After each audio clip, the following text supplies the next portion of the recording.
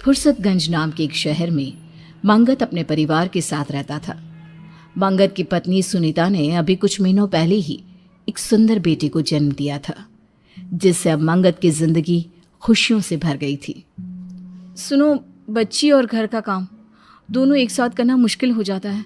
फिर काम में देरी होती है तो आपको भी दिक्कत होती है। क्यों ना हम कुछ समय के लिए किसी को मदद के लिए रख लें? ठीक है। मंगत और सुनीता ने यह निर्णय लिया ही होता है कि कुछ दिनों बाद शांता वहां काम मांगने आती है और मंगत शांता को अपने घर में काम पर रख लेता है। शांता कुछ ही दिनों में घर का सारा काम ठीक तरह से संभाल लेती है, जिससे सुनीता को अपने और बच्चे के लिए अच्छा खासा वक्त मिलने लगता है। एक सुबह सुनीता जॉगिंग के लिए घर से बाहर जा रही होती है। तभी दरवाजे के सामने उसे कुछ चमकता हुआ रखा दिखाई देता है। वो उसके पास जाती है। अरे, ये नींबू तो सोने की तरह चमक रहा है। कहीं सच में सोने का नींबू तो नहीं? रख लेती हूँ, बाद में इसकी जांच करा लूंगी। सुनीता नींबू को उठाकर अपनी अलमारी में रख देती है और जॉगिंग पर चली जाती है। दिन बीतता है, सब काम सही से चल रहे होते हैं। रात को सब खाना खा के सो जाते हैं, लेकिन बीच रात करीब 1 बजे सुनीता अचानक अपने बिस्तर से उठ खड़ी होती है और अपने बच्चे को लेकर घर के बाहर मौजूद कुएं के पास पहुंच जाती है। बच्चा जोर जोर से रो रहा होता है, जिसकी आवाज से मंगत की नींद भी खुल जाती है। अरे अरे, ये कहाँ रो रहा है?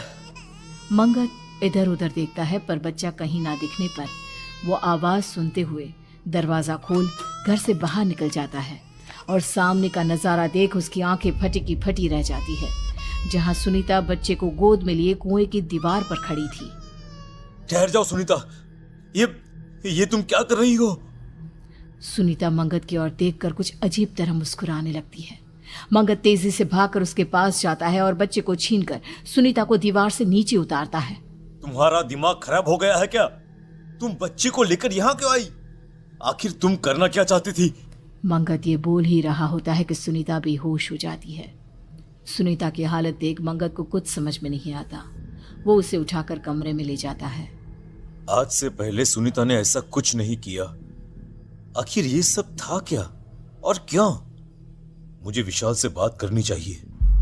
अगले दिन मंगत अपने मनोवैज्ञानिक दोस्त विशाल को फोन करके उसे सारी बात बताता है, जिसके कुछ ही देर बाद विशाल उनके घर पहुंच जाता है और सुनीता से बात करके उसके मन की दशा जानने की कोशिश करने लगता है।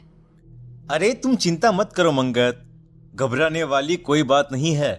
ये स्लीप वॉकिंग का नतीजा हो सकता है। मैंने भाभी को दवाइयां दे दी हैं, अब मैं चलता हूं, ध्यान रखना अपना। विशाल वहां से चला जाता है, जिसके कुछ दिनों तक तो सब ठीक रहता है, लेकिन फिर एक शाम जब मंगत ऑफिस से घर लौटता है तो अपने कमरे का नजारा देख उसके होश उड़ जाते हैं, जहां सुनीता ने एक बड़ी रस्सी पंखे से बांध रखी थी और दूसरा सिरा अपने मासूम बच्चे के गले में बांध रही थी। सुनीता, अरे तुम पागल हो गई हो क्या? आखिर तुम्हें क्या हो गया है? तुम हमारे बच्चे की जान लेना चाहती हो क्या? हटो यहां से। मंगत सुनीता को धक्का दे बच्चे को गोदी में ले लेता है, जिसके बाद एक बार फिर सुनीता बेहोश होकर गिर पड़ती है। मंगत उसी वक्त विशाल को फोन कर घर बुला लेता है। विशाल, मेरी तो कुछ समझ में नहीं आ रहा। आखिर ये सब मेरी जिंदगी में क्यों हो रहा है? न जाने अचानक सुनीता को क्या हो गया है। वो बार बार अपने ही बच्चे की जान लेने की कोशिश क्यों कर रही है? अचानक भाभी को पड़ रहे इन सब दौरों का रीजन तो मुझे भी कुछ समझ में नहीं आ रहा। लेकिन तुम फिक्र मत करो, मैं कुछ सोचता हूं। बस तुम बच्चे का ध्यान रखना। विशाल सुनीता को एक इंजेक्शन लगाकर वहां से चला जाता है। शांता, मैडम की तबीयत कुछ ठीक नहीं। आज बच्चे को तुम अपने पास सुला लो। मैं सुनीता का ध्यान रखता हूं, ठीक है? बिल्कुल साहब, कोई दिक्कत नहीं है। शांता बच्चे को लेकर अपने कमरे में चली जाती है और सब सो जाते हैं। लेकिन करीब आधी रात होती ही अचानक मंगत को बच्चे के जोर जोर से रोने की आवाज सुनाई देती है। वो तुरंत उठकर देखता है तो सुनीता अपनी जगह पर नहीं होती। नहीं। मंगत भागता हुआ शांता के कमरे के पास पहुंचता है, लेकिन शांता और बच्चा उसे कहीं दिखाई नहीं देते। आखिर ये दोनों कहाँ गए? मंगत आवाज सुनते हुए घर में इधर उधर घूम रहा होता है। आवाज तो बेसमेंट से आ रही है। आखिर शांता बच्चे को लेकर बेसमेंट में क्या करने गई है? वो फौरन बेसमेंट में पहुंचता है, लेकिन वहां का नजारा देख उसके पैरों तले जमीन खिसक जाती है। शांता ने बच्चे को खून से बने एक गोले के अंदर लिटा रखा था और बगल में आग जलाकर वो जोर जोर से मंत्र पढ़ रही थी। शांता के खुले बाल, लाल सुर्ख आंखें देख डर से मंगत के मुंह से एक शब्द नहीं निकल पाया। वो हिम्मत कर चुपचाप धीरे धीरे बढ़कर बच्चे को उठाने की कोशिश करने लगा, लेकिन तुरंत शांता ने एक लोहे की रॉड से उसके सर पर वार कर दिया। मर गया। अरे अब मुझे कोई नहीं रोक सकता। खून से लथपथ मंगत किसी तरह अपना फोन निकाल विशाल को कॉल लगा देता है। दूसरी तरफ मंगत का बच्चा जोर जोर से रो रहा था और साथ ही शांता बिना रुके तेज आवाज में मंत्र पढ़े जा रही थी। ओम भट स्वाहा, आंकली कांकली स्वाहा, ओम भट स्वाहा, आंकली कांकली स्वाहा।